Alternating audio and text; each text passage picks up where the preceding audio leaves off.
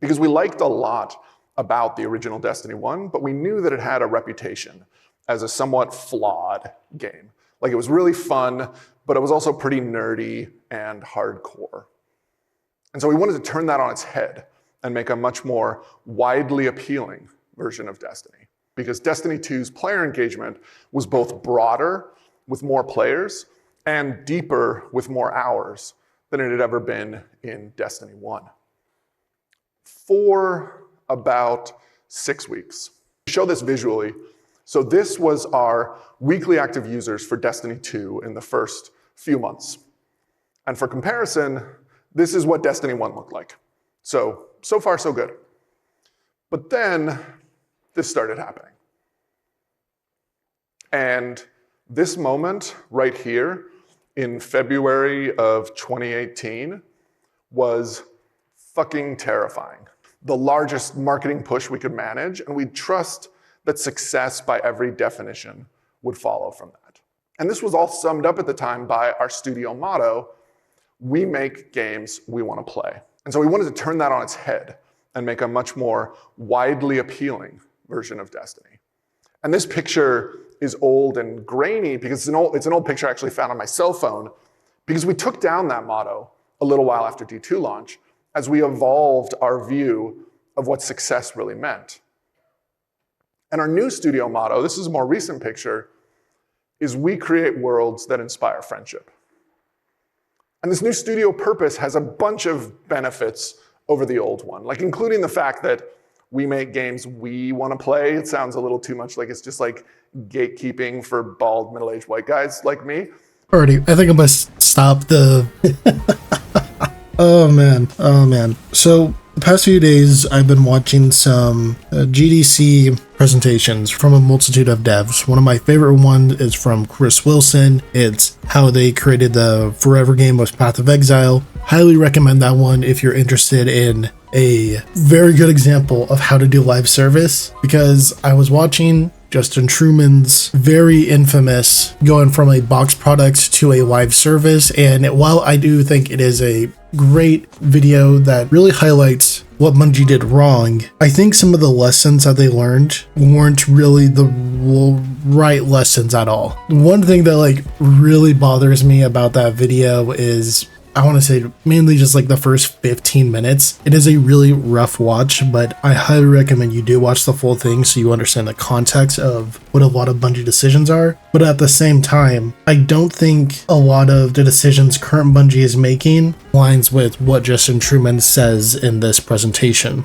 If you guys are wondering, this is the same presentation in which Justin Truman says, do not over-deliver, and it makes sense to not over-deliver. What he's saying is that you're creating a pattern of players expect something if you over-deliver. So if you can somehow make 2 raids and drop it in 1 DLC, he recommends that you don't do that, because the next DLC players are going to expect 2 raids. I mean, in Forsaken, we got a raid in a dungeon. And then in Shadowkeep, we got a raid in a dungeon. But in Beyond Light, we didn't get a raid in a dungeon, and we lost a lot of raids. 0 dungeons, so I guess that's a win there. But there's obviously a lot of context on why that happened.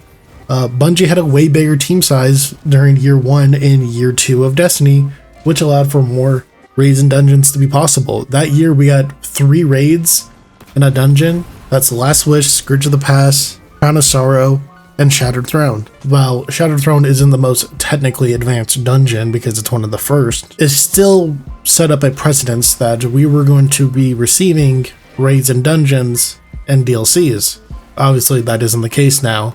At the current point that we're at, we're receiving a raid and dungeon every 6 months. Oh, that's of course with no delays, but that's something I want to get into. In this presentation, Justin Truman says that you shouldn't delay your game. You shouldn't delay in updates to make it better, and quite honestly, in my opinion, I think Bungie does the best when they delay content. If we take a look and see the times when they delayed the game with something like Witch Queen, something like Final Shape, there was definitely benefits to those delays.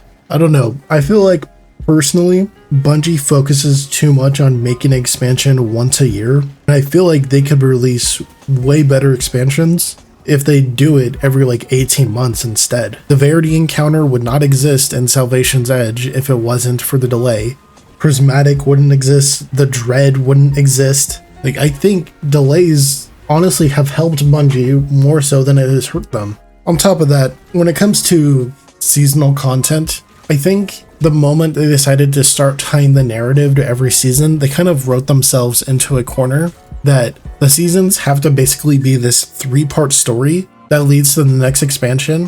When quite honestly, I think seasons shouldn't be the way that they are. Well, I do like some of the narrative beats that have come from seasons, and it has definitely been cool for the story. You can't play that content after it's gone for a year, so we're creating a story that's temporary. So when someone goes from the final shape to Lightfall, they don't really know how we got there. Well, you can't do the Forsaken campaign, so you don't really know like why Crow and Cade have this weird relationship.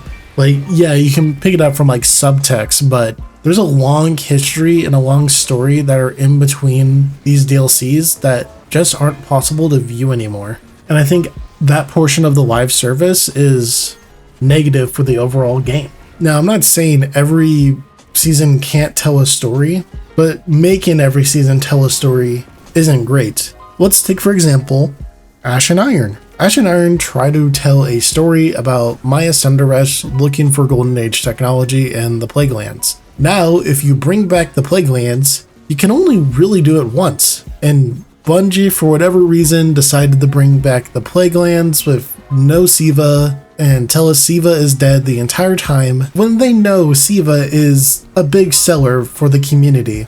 A lot of players go back to Destiny 1 just to play in the Plague Lands, because it's something that's not available in Destiny 2. How do you get those players to really be engaged and really want to log into Destiny 2? You bring the Plague Lands. You write a story, or you don't even write a story at all. You could have just made it like a memory, or half memory, half, hey, let's go explore the Plague Lands and look for stuff. Like, imagine if Ash and Iron dropped, and instead of it being straight up just the Plague Lands, it added modifiers to the game that were Siva specific. So you could have Siva enemies invade your solo ops, invade your other mission types. And there was a new crafting material which you could apply this thing to your weapons just for the season that makes them generate nanites. Just like a crazy event that happened throughout the game. Like, Outbreak Perfected was pretty good during that time. Imagine if there was a sniper rifle that released during the season that had the same exact damage bonus that Outbreak Perfected gets from building up nanites. You have like this crazy sniper just for the season. Like, I don't think players really care about the narrative that much when it comes to the seasons. A lot of people like having a good narrative alongside their Destiny, but they like their game feeling fun to play. One of the biggest critiques of the Edge of Fate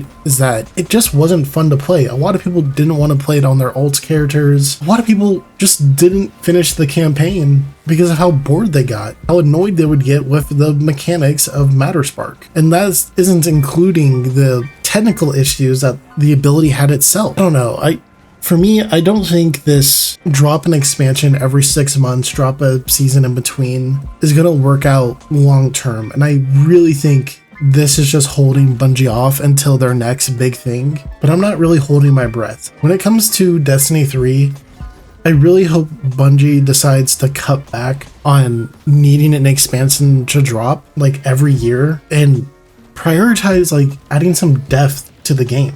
Like, weapons really haven't changed that much over Destiny's time. In fact, at some points it's regressed. We've gotten the year 1 Destiny 1 version of weapons, we got the year 2 version, and then we got Destiny 2 year 1 version, then we got Destiny 2 year 2 version. We got crafting, we had removing orbs from the masterwork so we can add origin traits and adding more mods and double perks, stuff like that. All these little things. Then we went to the tier system, which doesn't really do much to me, honestly. Like, tiers are alright, but shinies were way better. I don't know, I'm really hoping come next week, because I believe that's when we're going to start getting our news. It's 3 weeks out from when Bungie usually does their promotion for seasons. They usually do them 3 weeks out. I'm hoping they talk about the future, because quite honestly, with the way how things are going, I don't know if I'm going to create Destiny content anymore. I think I'd much rather start playing Path of Exile. Like I said at the top of the video, there's a great video on the GDC channel from Chris Wilson. I highly recommend it. Highly recommend it. It's such a perfect video talking about how they keep their players engaged, what lessons that they learned. It's very similar to how Justin Truman's video is in terms of like the structure and what they learned. But I think how they both presented it is vastly different. And I think that comes from Justin Truman being a GM of the game at the time, where like Chris Wilson, he's a much smaller team, so he's a part of the development a ton, while also being a founder of the game. That's going to be it for me. Sorry for the slowing down of uploads. We just got a new baby kitten, and it's been a learning experience for all of us. Hope you all have a good day. Stay safe out there.